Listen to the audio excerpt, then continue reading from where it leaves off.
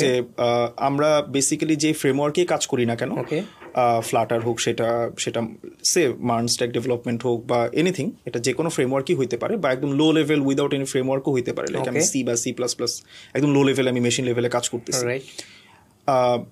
Deep down inside আমাকে আসলে প্রবলেমই solve করতে হয় বিভিন্ন প্রজেক্টে যখন আমি কাজ করতেছি। তো হয়তোবা আমি ডিরেক্টলি গিয়ে হয়তোবা কখনো সেগমেন্টারি কোড লিখবো না, কখনো হয়তোবা দরকার হইতে পারে, বাট মেজরিটি কেসে আমার দরকার হবে না।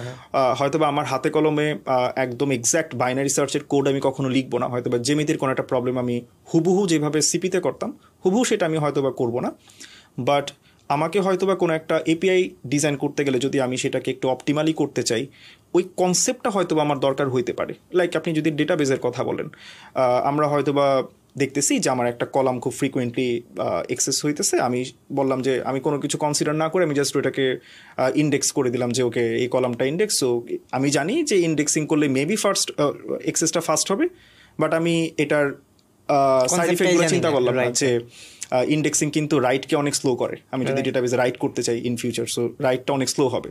সো রাইট কেন স্লো হয় যদি আমি সেটা জানতে চাই, আমাকে B-tree সম্পর্কে জানা লাগবে বা B+tree সম্পর্কে জানা লাগবে।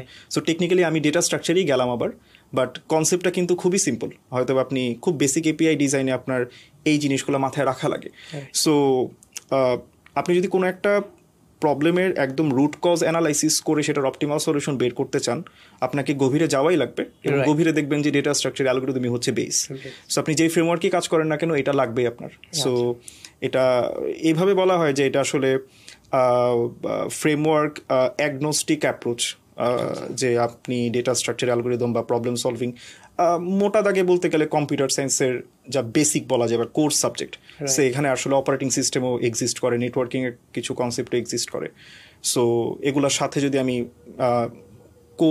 Basic discrete mathematics and data structure algorithm সম্পর্কে ভালো ধারণা রাখি, আমার মতে এটা একটা জেনারেল নলেজ হিসেবে কাজ করবে। আপনি এর উপর বেস করে যে কোনো ফ্রেমওয়ার্ক হোক বা কনসেপ্ট হোক আপনি খুব দ্রুত আসলে দখলে নিতে পারবেন।